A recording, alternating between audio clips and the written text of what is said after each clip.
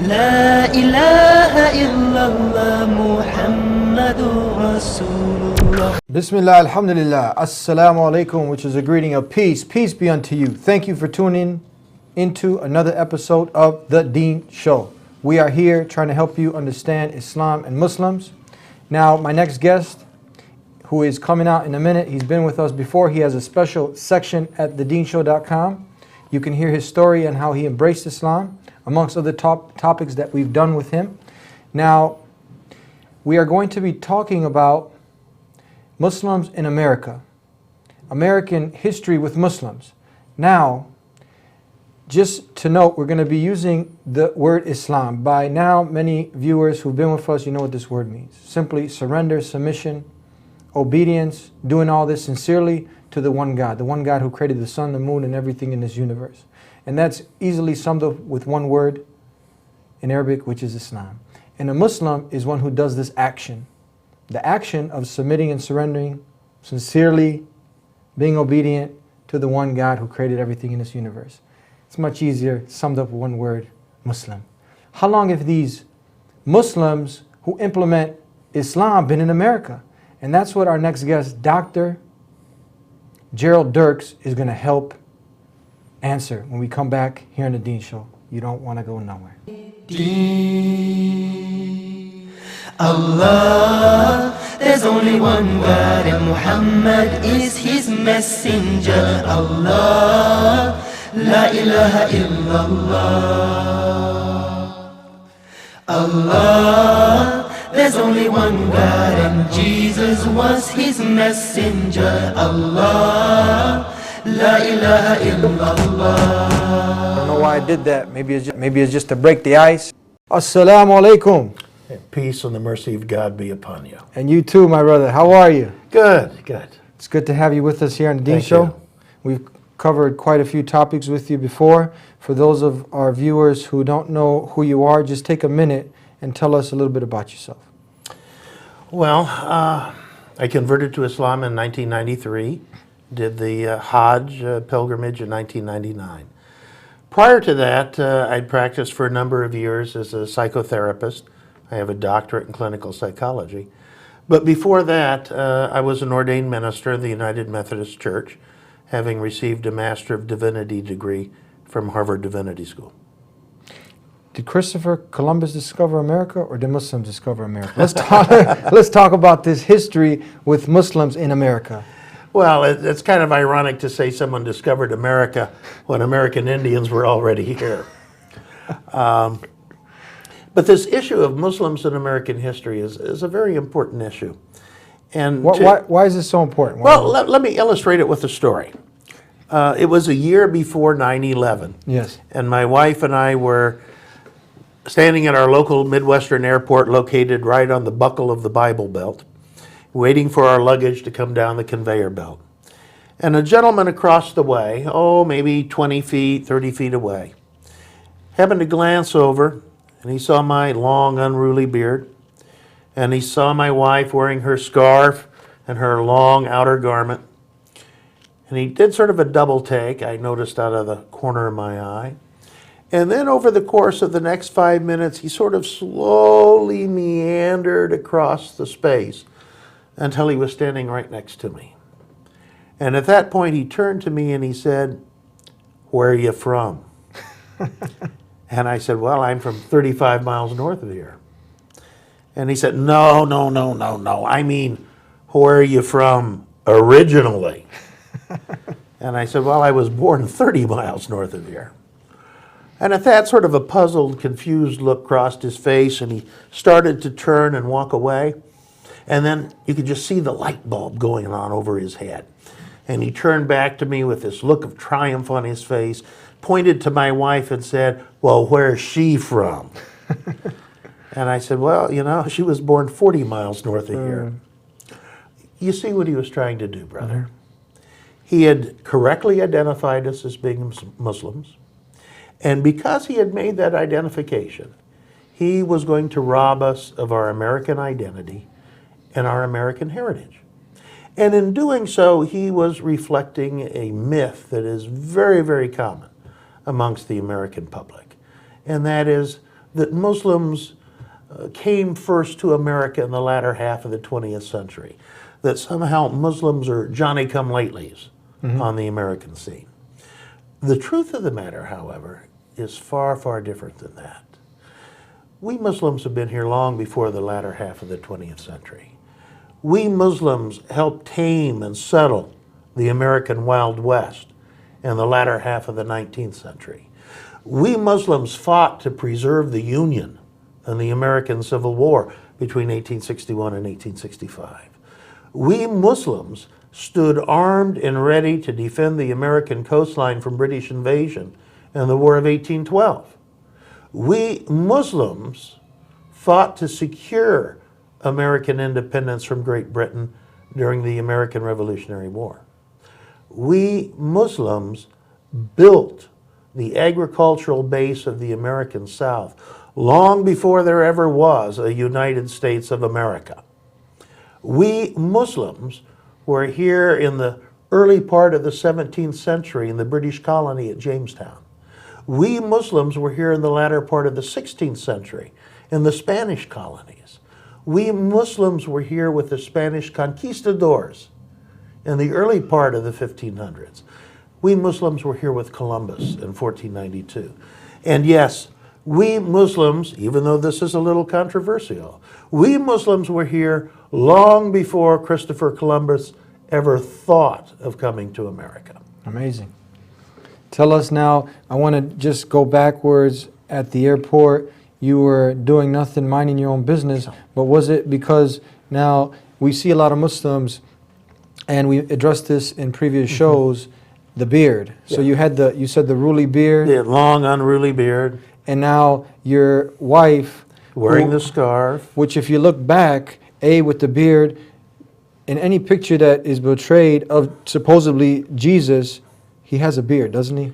In most of them. Pictures of him as a youth obviously do not. Or most of, even if you look at the Ten Commandments with Moses, he had a beard, didn't he? Well, that's how artists they tried to represent him. And if you look back to some of the modest women, if you look at who supposedly Jesus' mother, what they have portrayed of her in the picture, you will see her wearing the headscarf. Sure. And many of the righteous women, you'll see them preserving their modesty wearing this. And that's all. That's correct. You know, so this is just amazing. Now, tell us, continue on. How come most of us, we don't really get to know this? This is a shock to a lot of people that are listening. You know, why is this? Well, it's because knowledge is so compartmentalized.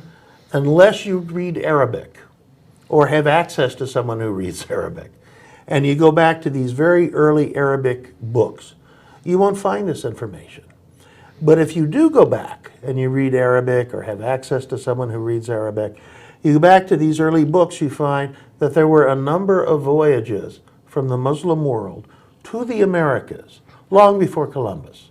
In fact, the earliest of these was Kashkash ibn Said ibn Aswad, who sailed from Muslim Andalusia, what is now Spain, Portugal, in the year 889, 600 years before Columbus, sailing west across the Atlantic, discovering a new land, apparently islands in the Caribbean, and sailing back to Andalusia.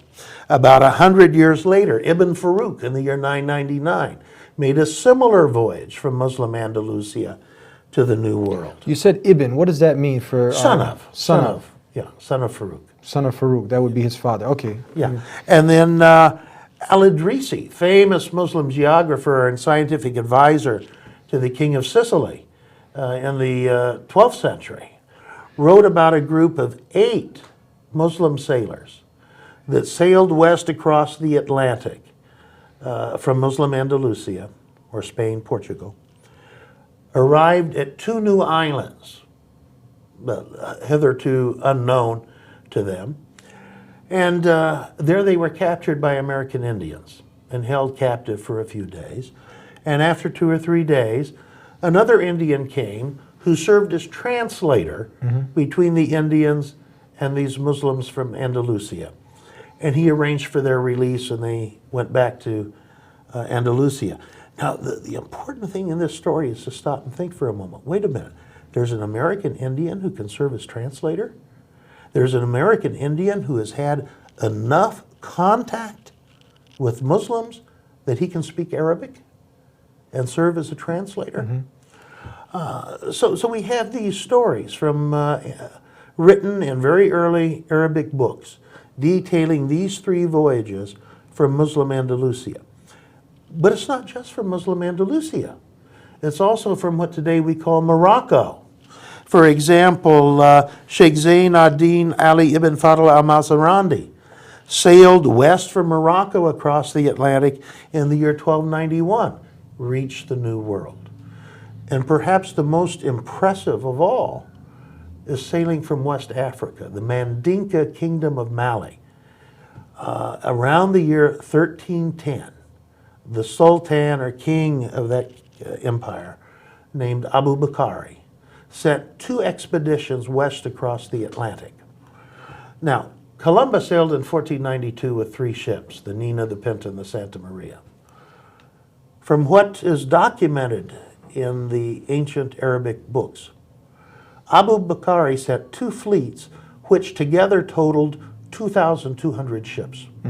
So this was a huge amount of men moving west across the Atlantic. And we know they reached the Americas. They never returned, but we know they reached the Americas because there is a South American Indian tribe which even to today uses Mandinka ideograms as their form of written communication.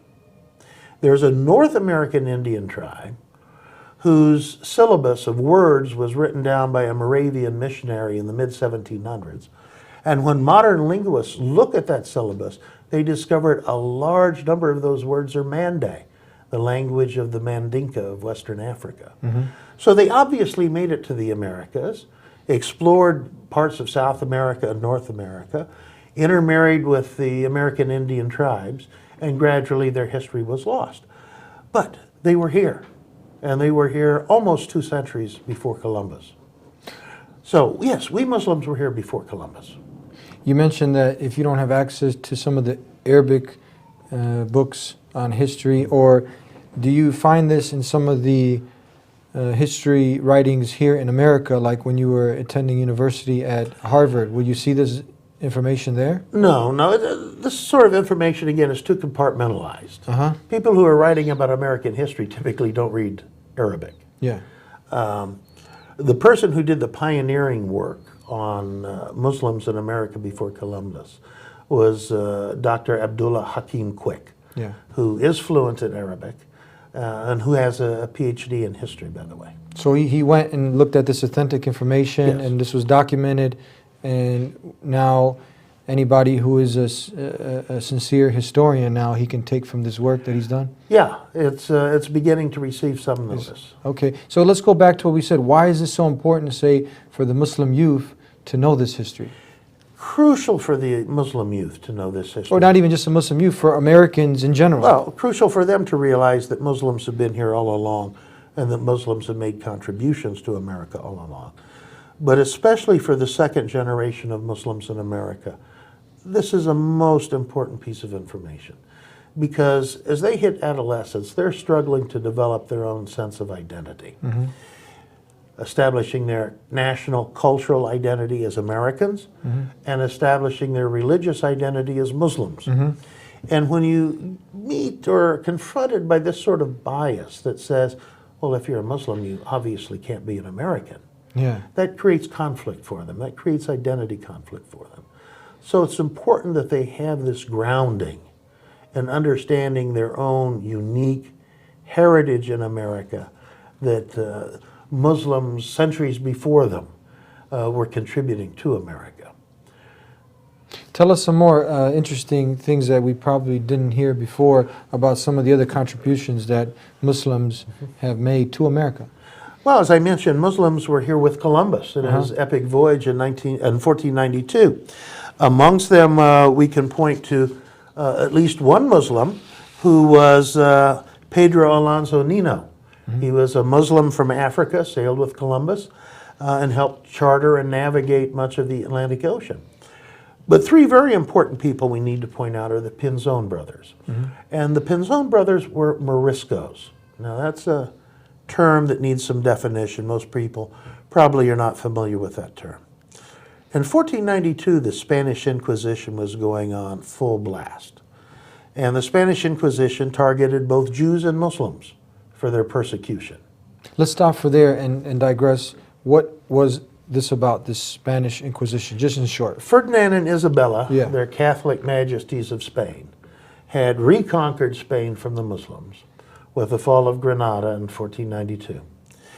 And they had received a special bull, that's the technical term, from the Pope to launch the Spanish Inquisition, to force people to convert to Christianity, both Jews and Muslims. A lot of torture went on. A lot of people were killed in the process of doing this, both Jews and Muslims. Mm-hmm. At that time, the Muslims in Andalusia, or Spain, received a religious verdict from scholars in North Africa that said, look, if your life is threatened, go ahead and undergo a sham conversion to Christianity. Mm-hmm. And on the outward side, appear to be Christian, just continue to practice your Islam in private. This is if you're at the sword Yeah, at your neck and you're if your about life is threatened. So a number of Muslims did this. Mm-hmm. And these Muslims who did this and their descendants were known as Moriscos. Mm-hmm. So we had the three Pinzon brothers with Columbus. They're Moriscos. Now the three brothers had very important positions in Columbus's expedition. Martin Pinzon was the captain of the Pinta, one of the three ships. His brother Vicente was captain of the Nina, the second of the three ships. And Francisco was the pilot of the Pinta. So three key positions in Columbus's staff were held by Moriscos, people who had either undergone a sham conversion or were the descendants of people who had undergone the sham conversion to Christianity but continued to maintain their Islam in private. In addition, one sailor that sailed with Columbus in 1492, Rodrigo de Triana, who was a Christian when he made the voyage, as soon as he got back to Spain, he actually converted to Islam, which took a tremendous amount of courage because the Spanish Inquisition, like I say, was going full tilt in persecuting Muslims and Jews. So these are the people we know of that sailed with Columbus and helped Columbus, quote unquote, discover America. Please keep going. We're really intrigued by this Okay. information. Well, and after Columbus, we had Muslims coming with the Spanish conquistadors, because again, that Spanish Inquisition was still going on. And many, many Muslims volunteered to go to the New World as a way of escaping the Spanish Inquisition. So, for example, we have Muslims in almost every one of the Spanish expeditions to the New World by the conquistadors. Nuflo de Olano was a Muslim who accompanied Balboa in his expedition of the Americas. But probably the most famous of these Muslims with the Spanish conquistadors was Estevanica of Azamor. That's how you'll find his name written in the history books. And he is famous. Spanish language films have been made about Estevanico of Azamor. He was a Muslim. He was a Muslim. His real name was Mustafa Zamori. Estevanico of Azamor was his slave name. He had been captured in Morocco and enslaved. And in the year 1527, he sailed with his owner from Spain to the Caribbean and landed in Hispaniola. And there he and his owner joined the de Narvaez expedition that sailed from Hispaniola in the Caribbean to Florida. And this expedition consisted of 5 ships and about 500 to 600 men.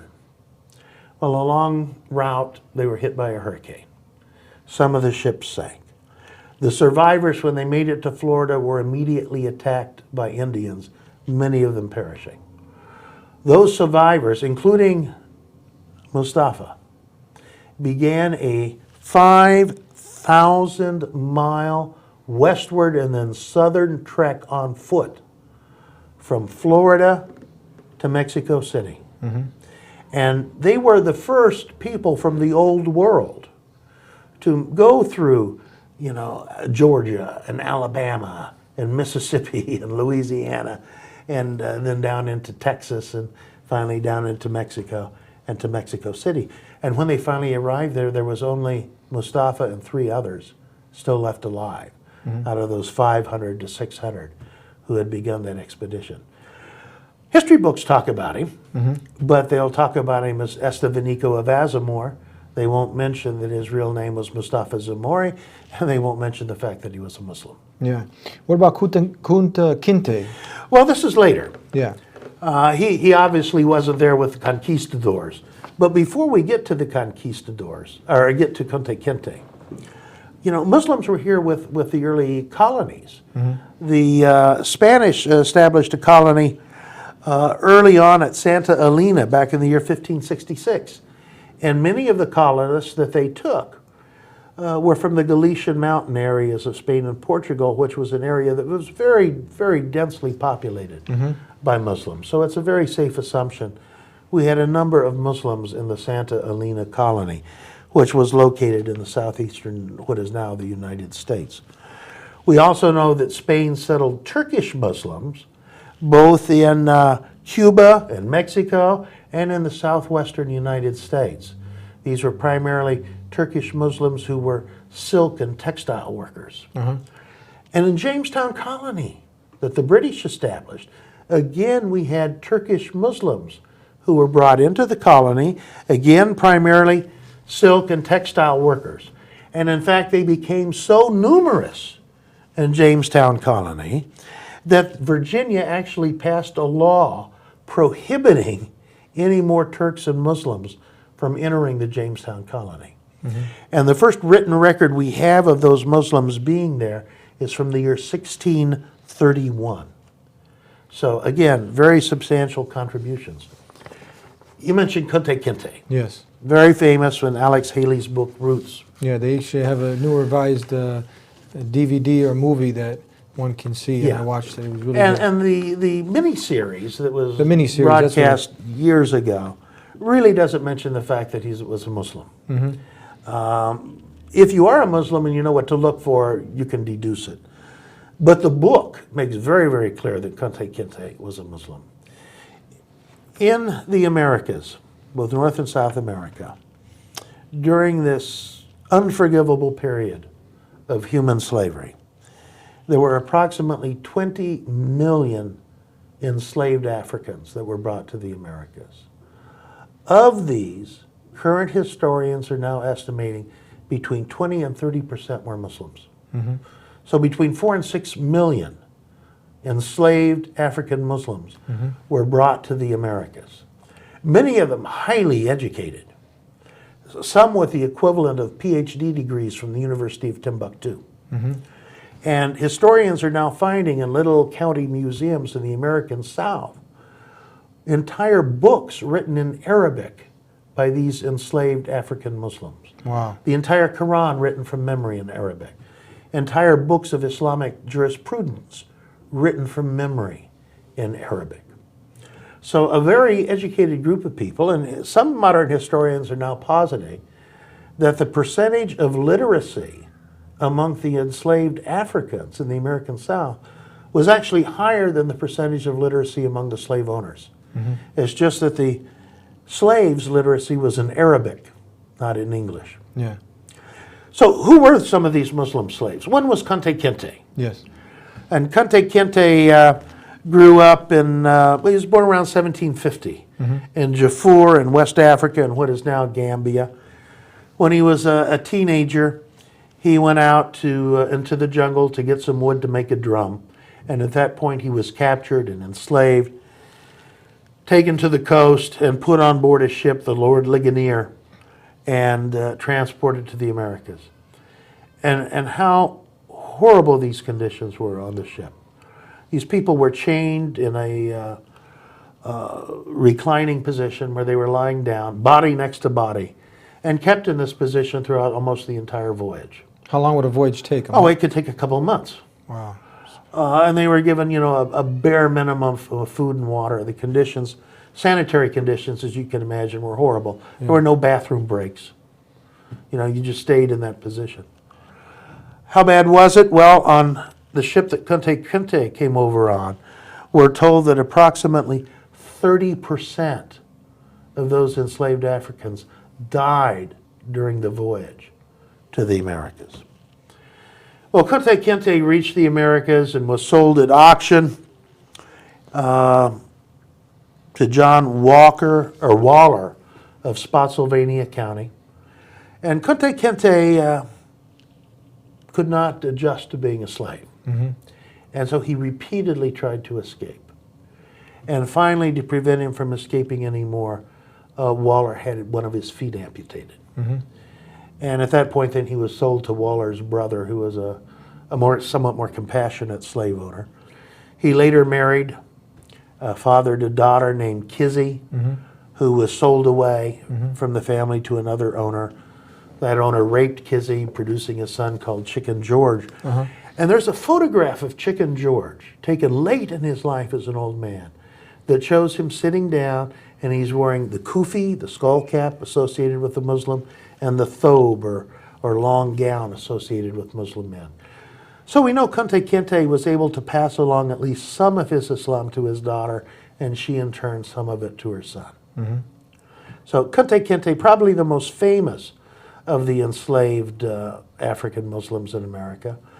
Though in my book, Muslims in American History, I give the biographies, I think of about 30 of these enslaved African Muslims that made it to the United States. So which one of your books, is this the one that people now who really want to know more about Muslims in America, they can find that history here in your book, Muslims in American History, A Forgotten Legacy? Yes. Okay, yeah, so, and they can see this book at Dirks Online Books? DirksOnlineBooks.com, yes. Okay, and amongst other books, you have written how many books total? 6, and then I wrote 5 chapters in a 7th book. Yeah, if you can give some, the audience some closing remarks regarding the conclusion of this topic and some advices, and they can also learn more. Yeah, there's a lot more to be said about Muslims in American history. We've only just started scratching the history of the earliest part of that history. Yet to be said is the Muslims who fought in the American Revolutionary War, the War of 1812, the American Civil War, and those who helped tame and settle the American Wild West. So there's a very rich history here of Muslims in America contributing to America, and that goes back centuries. So there is a long-standing Muslim American heritage that people do need to be aware of. We didn't just arrive yesterday. We didn't. We've been here all along. And I'm sure there's many others who maybe had interaction with Muslims who, because like we said, a Muslim is one who makes a conscious decision to surrender and submit to the one God and agree that Muhammad was the last and final messenger sent to mankind. That's correct. Then confirming Jesus is a messenger, Abraham, Moses, and all the other messengers. That's right. It's something very simple. Thank you for being My with us. pleasure.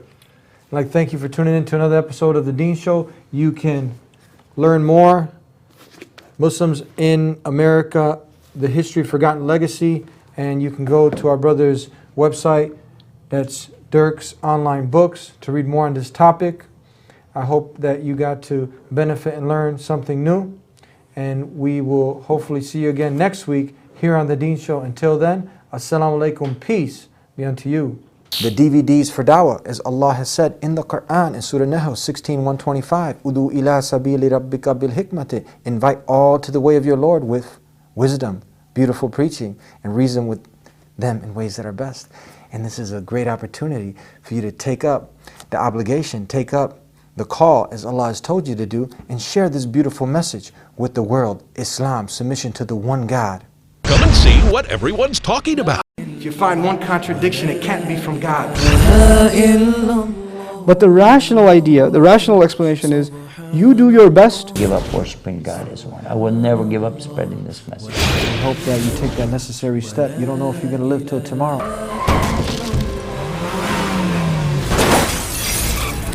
So you got to find that urgency to do the right thing right now.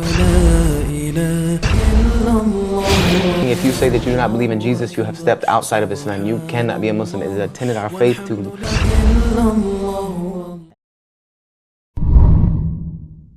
It's cold, it's late, everybody's sleeping. I arise and ask Allah to forgive me. Oh Allah, you see, oh Allah, you know all the sins I do. I turn to you to forgive my sins and my heart. I'm your sinful slave, you're my loving Lord. I'm the one who runs away, oh Allah guide me.